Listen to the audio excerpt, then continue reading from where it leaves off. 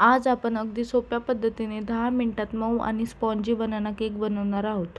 ओव्हनशिवाय कढईमध्ये बनणारी ही recipe नवशिक्यांसाठी perfect अशी रेसिपी आहे.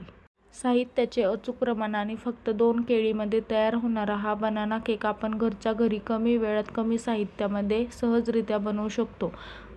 बनाना केक बनवण्यासाठी आपल्याला 2 पिकलेली केळी लागणार आहेत. 1 वाटी मैदा, 1/4 कप दूध पावडर, अर्धा कप पिठी साखर, 1/4 कप दूध, 1/3 कप तेल, 1 चमचा बेकिंग पावडर आणि अर्धा चमचा बेकिंग सोडा लागणार आहे. सर्वात आधी मिक्सर जारमध्ये 2 पिकलेले केळीचे साल काढून बारीक तुकडे करून टाकून घेऊयात. त्यानंतर त्यामध्ये दूध, पिठी साखर आणि तेल टाकून घेऊयात आणि मिक्सर जारमध्ये एक छान अशी प्युरी तयार करून घेऊयात. तयार करून घेतलेली प्युरी एका बाउलमध्ये काढून घेऊयात. तयार प्युरीमध्ये मैदा, milk powder, cocoa powder, baking powder आणि बेकिंग सोडा टाकून घेऊयात. नंतर गॅसवरती एक टोप प्रीहीट करायला ठेवून देऊयात. टोपावरती झाकण पण ठेवूयात.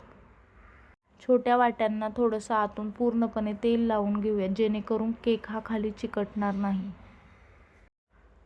तयार साहित्यामध्ये चोको चिप्स टाकून घेऊयात.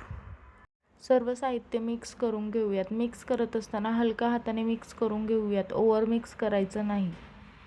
2-3 मिनटं मिक्स करून घेतलं की छान असं बॅटर तयार होतं. बॅटर तयार झालं की पुन्हा त्याला 2-3 मिनटं एका दिशेने पेटून घेऊयात जेणेकरून त्यामध्ये गिठळ्या राहिल्या नाहीत पाहिजे. आपण तयार करून घेतलेलं बॅटर तेल लावलेल्या वाटीमध्ये सेट करून घेऊयात.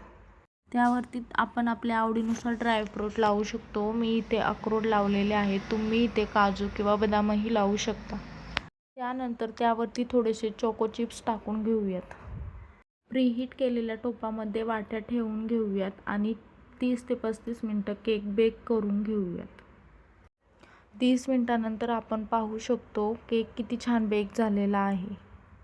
तयार आहे आपला इझी आणि क्विक असा बनाना केक घरच्या घरी.